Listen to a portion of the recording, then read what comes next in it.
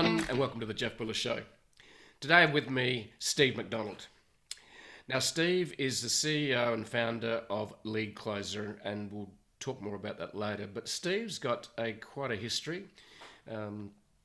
He's had 30 years of branding and marketing experience, and he's worked inside one of the top 10 agencies in America. He serves as the founder of a global media social university. He's been in a Hollywood startup, director of client services for a top 10 digital marketing agency, and director of strategic planning for Mazda Motors. So, and has been trained in branding by the former CMO of McDonald's.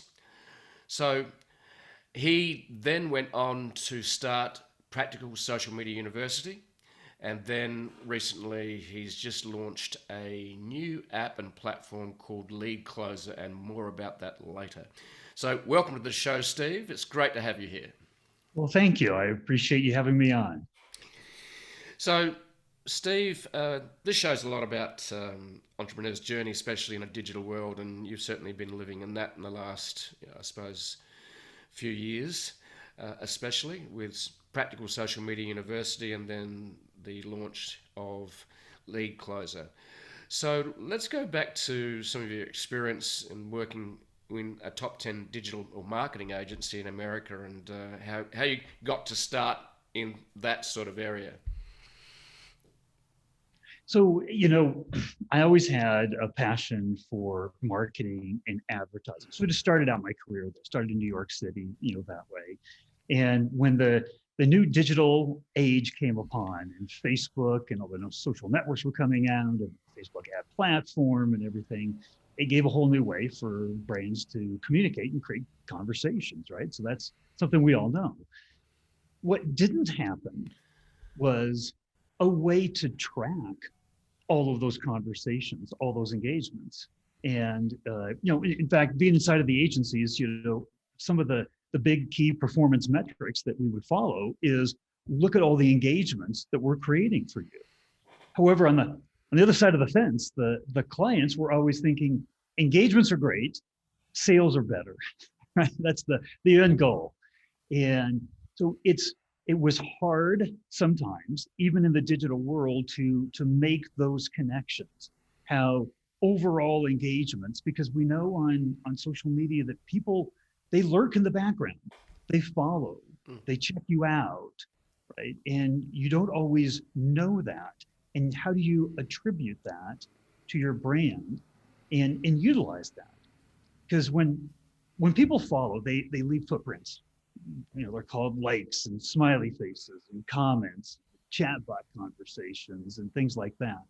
And those are all important indicators that they're engaged with who you are and as a brand and a business and what you're doing. And the problem is, every industry outside of social media tracks engagements. If you go to some of the biggest tools like salesforce.com or something like that, the more engaged a lead is, the higher quality it is. Yet in the world of social media marketing, we've never been able to track that. So it's crazy, right? When you're on a social network, all you know is their name. You have no other context around it. And any good salesperson knows that the more that they know about that individual, are they a customer versus a lead? Are they somebody that's brand new to your Facebook page, or somebody that's engaged 28 times already? Yep. Those are important things to know. And so that kind of context just was gone from the world of social media marketing. And, when I ran the university and we trained over 10,000 entrepreneurs, we had our students coming to us on a regular basis saying, this is great. We're getting all kinds of engagements. I'm dropping the ball. I can't keep track of it all. I'm missing lead opportunities just because I can't manage it all, can't keep track of it. So that's where the idea, where a need in the marketplace drives an idea that then becomes a business. And that's what happened with Lead Closer. We saw an opportunity, and we spent months. I was like, there's got to be a tool that does this. I mean, all we're talking about is tracking individual engagements by every lead and just putting together a profile and giving that context and that information and those rankings and different ways to then manage and track all of that to to a social entrepreneur, a business, or an agency. And nobody did it. No one did it. Yes, and that's the challenge, isn't it, with social media, especially when we all started out with social media. It was all manual. It was hardly a tool to be seen. It was just the platform, and everyone interacted manually. And then if you saw someone that looked like they were engaging with you, as in comments, and Twitter was my platform of choice. And when we started off, there's only 5 million people on Twitter. Now there's 350 million or something. Facebook, 2 billion. So it's a lot of noise out there. And as the platforms grew and as people's followers grew, and mine did, it became a real challenge. So eventually I suppose, automated different parts of the journey, from tweeting to monitoring. And so I totally get, where you're coming from, in the sense that how do you measure engagement? And that actually raises a very interesting point, is what is the best. There's different types of engagement, so maybe you could just touch on the different types of engagement, and then what are the most important types of engagement? That's a really interesting question. That's a really good question, because like Facebook, it will tell you the most important is a share, and then a comment or message, and then a reaction. But that's true overall. But in the world of trying to understand who's engaging with you, and if you talk to any highly successful salesperson, they're going to tell you the best opportunity to engage with one of your leads is right after they've reached out and engaged with you, right? That's when they're top of mind. So here's an example. There's not a tool out there that tracks reactions, because reactions are viewed upon in the industry as, hey, well, this is good social proof. This is, this makes my post, this makes my ad look popular. So therefore that's proof, and it gets others to engage and interact. And that's really good. But those are all times where people have stopped in the news feed, they've read, they've watched, right? And they've decided to engage and interact with you. That's some of those footprints of their engagement history. And beyond just accumulating all of those, but just knowing when that happens. So as an example, we help you track who your most important leads are, right? Because the ones that are the highest engaging. So let's just say that you said, you know what, I want to know when the top 10% of my fans are engaging with me, right? And if they're reacting to me, guess what? If they're the top 10%, somewhere in there, they've probably commented on something or engaged with a chat bot. The vast majority of them, you have a way to communicate with them. So when inside of the tool, we give you a little icon you click on. The icon shows up when you can communicate with somebody. And so we can show you, say, hey, here's all your super fans that are reacting on your posts or your ads. And here, click and start talking to them. They've opened up the ability and the lines of communication for you because they just engaged with you. So those are the kinds of things that we just have as missed opportunities.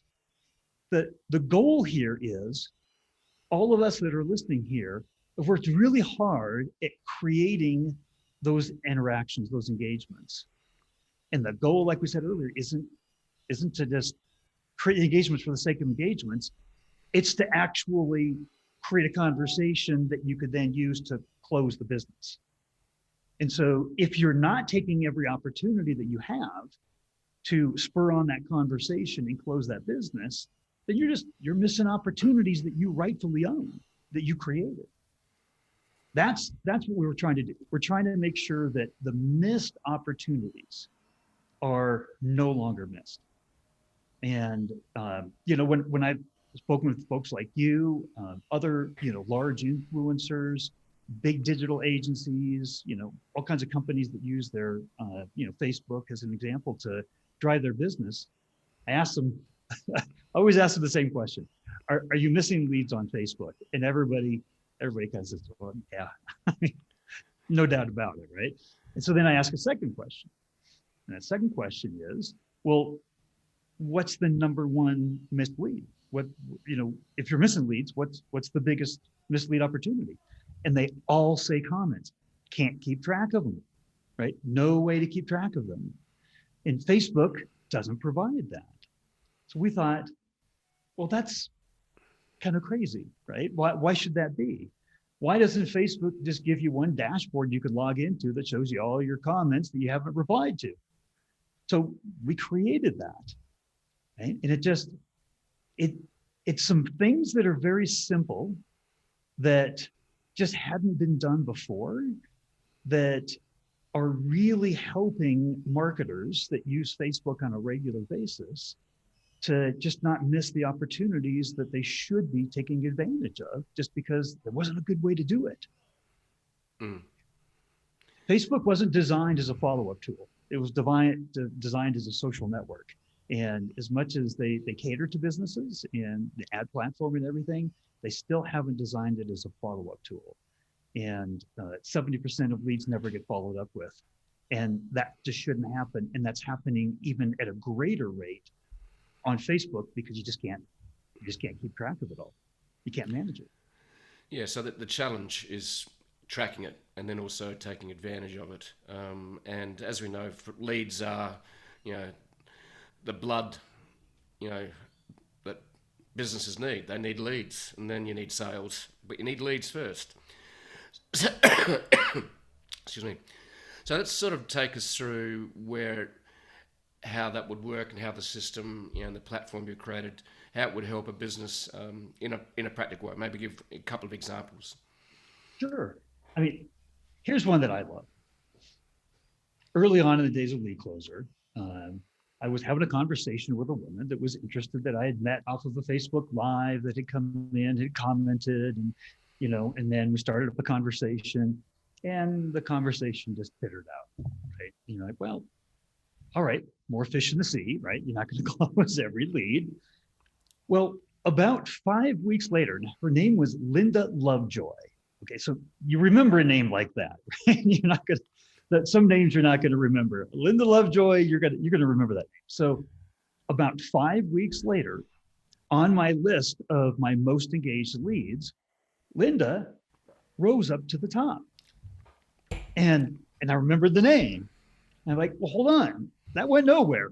And so I clicked open her profile, and I had seen that on my Facebook Lives, she had been literally liking every single one of them. So what does that mean? A couple of things. A, she attended all of my lives, every single one of them, and she engaged on them. She was lurking in the background, and she was leaving those footprints. Now, if Lead Closer hadn't been collecting all that data and increasing her priority ranking because of the engagements that she was making, I never would have known. Right. And just as somebody that does Facebook Lives, I would have had to go to all the reactions, look at the drop-down list, try to copy it, try to compare it to all the others. Like, that's why we have AI technology, right? That just does things that the human brain can't do all at once and bring all that information together. So because we have automated lead rankings, you can see who's engaging with you.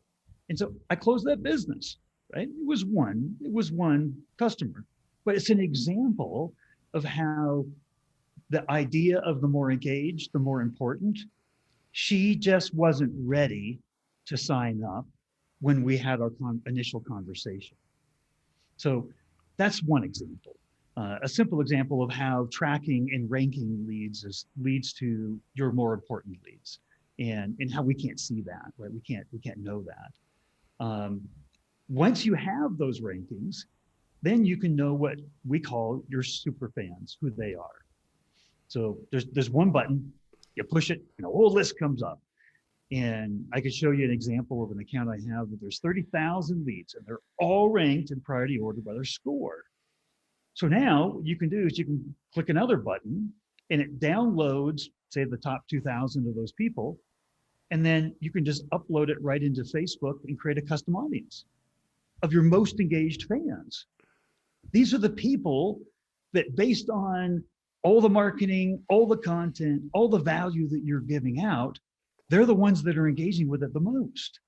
That's what you want, because that makes them the most important lead. So therefore, that's your most important customer or custom audience. And then from there, you can create lookalike audiences. And we all know of, for Facebook marketers, that if you get really creative, not only with your message and offer, but with your audiences, you can really lower your ad costs and you can get a lot more done with your Facebook campaigns. So the idea, for the very first time, of knowing your super fans and then creating audiences with them, that's something that no one's ever been able to do before. Now you can. It's simple. Just because you track, you understand who those people are. So what are some of the ways you measure engagement? Without giving away what you do, don't want to look too far under the hood. But so to rank them, and you would obviously be giving a different priority to the types of engagement. Mm-hmm. So let's just list the top, I suppose, rules of engagement or top types of engagement that you use to put into your algorithm to rank people. Well, I mean, it's a pretty sophisticated algorithm, but it can be explained pretty simply. So yes, a comment's going to be more important than a reaction, but also how recent an engagement is matters. A phone call today is more important than a phone call that happened a month ago, right? Because time is not favorable to conversions on leads, right? So part of our algorithm is that we actually decrease points over time. So if somebody, has been, active and engaged with you, but then doesn't for a month, they'll actually go down in the list. Mm-hmm. But then also there's things that you can do that tells lead closer how important somebody is. So every kind of a tool like this has to have a way that when, say, you have a really good conversation, right? Like, so Facebook will know if you, or Lead Closer will know if you had a conversation back and forth on Messenger. Right? We know that. We don't know the quality of that conversation. So you might want to go in there and say, hey, this lead is more important than they were before that conversation because they expressed a level of interest they never had before. So we have a way that people come in as new and they have a blue dot on their profile. And then when they gauge a second time, they go to a green dot. You can, for neutral, and then you can manually put them to orange for warm and red for hot. And every time you change that status, you're telling Lead Closer something really important. You're saying that person's more important, and their lead score, their ranking changes. So it's your input. It's automatically the engagements that come in, the amount of time that gets passed, all of that kind of weaves together so that you have a really accurate viewpoint of who your most engaged leads are. So you are both tracking Messenger as well, not tracking, but measuring Messenger as well as Facebook itself. Are they the two different platforms that you sort of collate? Well, individuals use their personal profile in Messenger, but then like when they engage with a chatbot, they're engaging with the inbox or the message platform on the Facebook page. So it's that page to Messenger conversation that comes in automatically. So anytime you engage with a chatbot from the Facebook page, that's a conversation, right? Anytime that you just message them directly, that's a conversation. So it's everything that comes in is any engagement that anyone on Facebook has with your Facebook page. Right, okay. Now, over the last few years, Facebook initially came out, it was just text. There wasn't, I think, yet a picture or a profile, but then the next level was video got put up, then we moved in the last few years to streaming, video streaming, and now Facebook Live. So do you think Facebook Live is one of the best ways to engage with potential customers and people? I mean, I think it's phenomenal, right? And there's no one solution. So we have clients that make a killing out of Facebook message ads. So it stimulates a conversation, right? We have others that actually create conversations based on a post, and then they boost it. And that's naturally optimized then for engagements. And so they get lots of comments.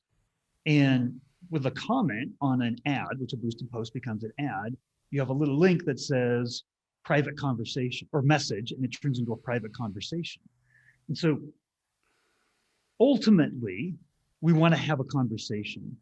But your question about Facebook Lives, you got to start the engagement somewhere, right? So the good news about ads is, and we all know, we've heard the pay to play, that's been around now for a while. The organic reach has gone way, way down.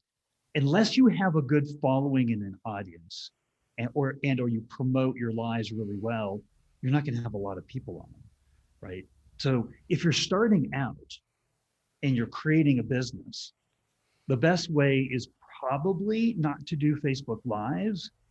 You can promote them after the fact as a boosted post, but then they're not live, right? And so the best way is to figure out what combination of ads are going to pinpoint and reach your audience and create the desired outcome, right? I mean, my practical social media university, we drove tons of business because we did conversion ads, which drove people directly to a landing page for a webinar, right? But then those ads themselves got tons of comments and tons of reaction and tons of engagements.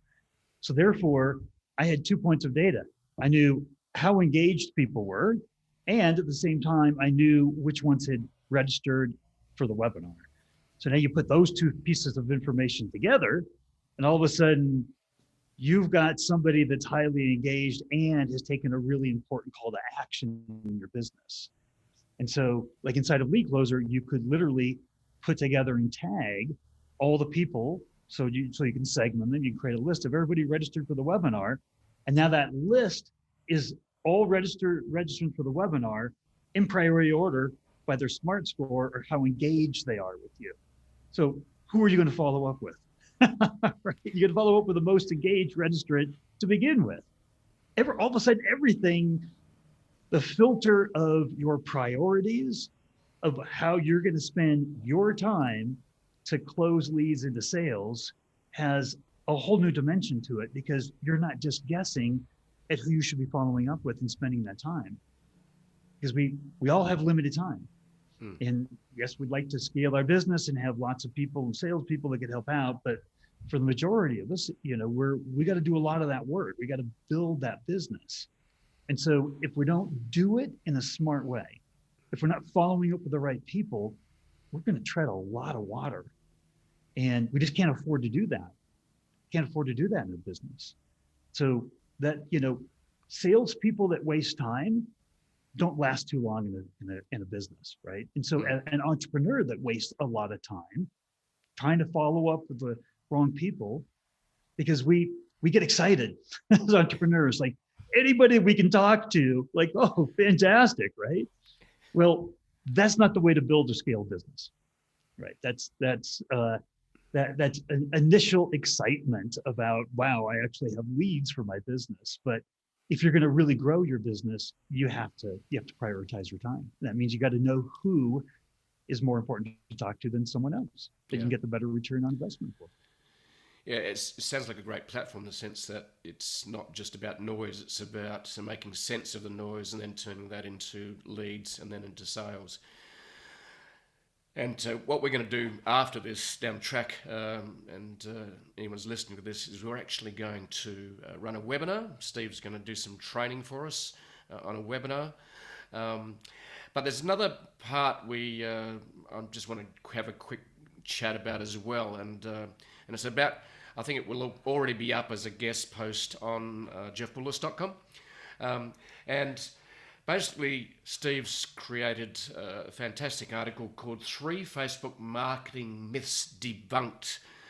So, so let's go through these three Facebook marketing myths, Steve, because I think that would be good to know. Myth number one, we have to accept missed comments. So tell me a bit about that. So that's a little bit of what we were talking about before. Is it's the number one missed lead opportunity on Facebook, is that because Facebook makes it so hard to follow up on comments, that we miss them. So let me give you an example. You create a post, right? And you start getting comments on the post. Well, now the post is 3 days old, and you wrote 2 other or 3 other posts in the meantime. So now that post is down on your newsfeed. So now I got to scroll down to see that post. And then Facebook shows me most relevant. And I'm like, okay, I don't know how you know what the most relevant are, but you've done that. So you click beyond that and you click on the most recent. But then the most recent isn't the full list, right? Because I'm trying to not miss comments. So then I click to see all. But it doesn't show me all because I have to click to see more. You see how long it's just taken just to even see if there's a new comment. Now, on the other side, with your ads that get comments, where do you go? Where do you go to see those comments? So of recently, Facebook has put a comment feed into the inbox area of the Facebook page. But that's just kind of the most recent at the top, and then it just goes down and down and down, right? And you don't have any context of who those people are and how engaged they are, how important they are to the business, whether it was a customer, whether it was highly engaged person. And so the bottom line is, it's too hard to keep track of all your comments. Comments are the number one way that people reach out and create a direct conversation with you. So that's why we said we just put together a comment tracker. And what it does is it says, okay, does this comment, no matter what post or what ad, has it been replied to by the admin or editor of the page? If it hasn't, it's a missed comment. And there's just a dashboard with here's all your posts and here's all your ads, and there's a row that says missed comments, and if there's a number in it, you click on it and it shows you just your missed comments, you reply to it, you move on. And so what you want is this whole row to show zeros, so you can just scan and see instantly where you have comments that you haven't replied to, versus trying to go down and dig in the news feed and find the ads and all the comments. It's just, I talk to agency after agency that say, oh, I just spent the last hour trying to get to all the comments, on our campaigns. What a pain in the butt. So that's a myth, that you're going to have to miss comments. That it's just part of the acceptable waste factor of your lead generation efforts on Facebook. Kind of crazy. Yeah, it is a bit crazy. So myth number 2, there's no way to know who your most important fans are. Right. So I comment on one of your posts, and my friend Brian Johnson comments on one of your posts.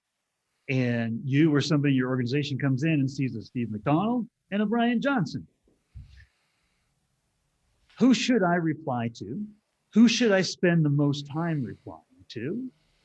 What if Brian was a customer of yours? You'd reply a little bit different, right? And the number one way to increase revenues is to cross-sell and upsell existing customers. So I'm going to comment extremely differently than with somebody who is maybe brand new. And so what we tend to do when we reply and engage with people is, since all we know is names, is we just try to get through them as quickly as we can. Okay, again, if you were thinking of a highly successful sales process, would a salesman try to reply to leads just as quickly as they could? Or would they actually try to be understanding, who they were talking to, so that they knew how better to continue on and nourish that conversation and that relationship? But because we don't have any of that information, that context, we can't do that. So we take away an entirely highly successful sales process of the lead generation efforts that we created, that we're relying on as leads coming into our business. But because we can't understand who is important and who isn't, we just accepted it and said, we just can't know it, right? But now you can. That's the whole lead ranking system. So it's a myth. It's a myth only because there was no tool that did it before, so we just accepted that as truth. But now there is a tool that allows you to do that. So you always know at a glance how important somebody is to you and what kind of a somebody is that. It's a lead, is it a customer? Is it somebody who's just in your network? You know, these are all things that you should just know like this, because when we do our follow-ups, we want to go like this. It's like clockwork, right? We're getting through this lead list. It's not the kind of thing where it's like, oh, okay, I can ruminate and I can research and I can, you know, we've got to make it through as many high priority leads and engagements as we can. So we have to be extremely efficient with our time. And so knowing, debunking that myth of we just don't know who we're talking to, yes, you can. And you can know it very quickly. So therefore, you can still get through your leads like this. But when you get through, we're not just getting through, we're actually responding in the appropriate ways that are going to nourish and close that business. Yeah, so not only is it saving you time, it's identifying where your real opportunities lie and be able to, in a very timely fashion, connect with them, because you know who your real fans are. I think that's pretty awesome. Myth number 3, I can't reply to likes. I love this one. We all try to reply to comments. Why? Because we can. You can hit the little reply link, the field opens up, and we can reply a comment. So this is what I was talking about earlier. Because we can, that's where our focus is. But if our most important, because now we know the rankings, so our most important leads are engaging with us, and I think I said earlier, I go back to this, we get 10 times on average as many reactions on a post or ad as we do comments. We just don't think about that. We don't think about the reactions, replying to them, because Facebook gives us no way to do that. But if we just combine the fact that, like, we know their ranking, we know who's important, we know if we have one-on-one communication with them, because Lead Closer will tell you automatically with a little icon whether or not they've engaged with a comment on a post or an ad, or they've engaged with your inbox. So you actually can interact with that person one-on-one. Now, this important person that you can interact with one-on-one, just put a smiley face on your ad, or a heart, or a like. That's the time to react. So that's reacting, or that's replying to a reaction. Okay. So that's turning, what I like to say is it's turning a like into a lead. Okay. Right? Instead of just a like that does that social proof, that's a legitimate lead, and I should treat it that way, and I can reply to that lead. So why wouldn't I? Well, the only reason why I wouldn't is because no other tool even tracked reactions, let alone put 1 + 1 + 1 together and said, hey, that reaction is from a really important person that you can message directly. Why don't you do it? Right? And so it's as easy as just scanning up and down a column of those important people that you have one-on-one communication with that have just reacted. It's pretty simple stuff. Yeah, it's very cool. It's just, and do you automate the listening? As in, do you automate the reactions, or is that something manually you'd go in and do after it's been ranked, for example? Well, so the reactions are coming in from the people that are your leads, and any kind of a reply, just like replying to a comment, is something that you're going to do, right? So we surface up the opportunity, and then you just click the button and reply. Okay. So yeah, it's just that simple. Yeah. So just to, I suppose, wrap this up, Steve, what sort of businesses could use Lead Closer? And I think I know what the answer is going to be, but what sort of business could use Lead Closer? For example, if you're building a community, if you had a monthly subscription or a site, and people come for the content, but they stay for the community. I suppose that sort of site, like a subscription site, would be important. So what are the businesses? I think the easiest way to think about it instead of like a certain industry or type of business is a business that has success engaging with their audience on Facebook. Because if you've got engagements, then you're creating leads and you have the opportunity to create all those priorities and all those new ways to identify leads and all those new ways to follow up with those leads. So all those ways to create more return on investment. So, you could be a local group fitness studio, right? That whole industry runs on Facebook ads. They do Facebook ads out to like 5 to 7 mile radius around their location. And that's how they engage the people that are potential customers for their business. So it's more about who is using Facebook to generate leads for their business. And if you're doing that, you're getting engagements. If you're getting engagements, you're losing opportunity because you can't keep track of it. So that's the kind of business. And if you're an agency or you're a consultant and you're creating campaigns on behalf of your clients, you're a super Facebook user, right? You're doing it for a living on behalf of your clients. And, so those are heavy Facebook marketers are the ones that, that rely on Facebook for generating a significant amount of leads for their business. That's what makes the most sense for. Yeah. So really, Lead Closer provides the option to turn engagement into leads on Facebook at the moment, but I believe that you're going to be adding other platforms down the track. Is that correct? Yeah, it's exciting. Last October, Instagram just announced that over their pipeline of data that us third-party developers use to capture data, it's called their API. They didn't have direct messages on Instagram as a part of their API, but they opened that up and it's in beta testing right now. And it'll become, at some point, they're going to open that up. And when that happens, everything we just talked about with Facebook can now happen on Instagram as well. There's Twitter and there's LinkedIn. And so we definitely are going to keep adding social networks, but we started with the big one, right? We started with Facebook to roll that out first. Yeah, I think Facebook is I don't know what percentage of ad spend's being done on Facebook, but I think it's in excess of 50%, I would say, digital advertising. I haven't looked at the numbers, but I think, Steve, it's a great platform. We've used it and we'll continue to use it. I think it's going to help agencies, going to help small to medium to large businesses manage and turn engagement love into leads and do it in a way which saves everyone a lot of time. And so thank you very much for explaining how Lead Closer works. And for everyone who's listening and watching, we're going to be providing some more resources to help you both and maybe some incentives down the track to join Lead Closer and then use it to actually grow your business. So thank you very much, Steve. It's been an absolute pleasure. Well, thank you, Jeff. It's been fantastic being on the show.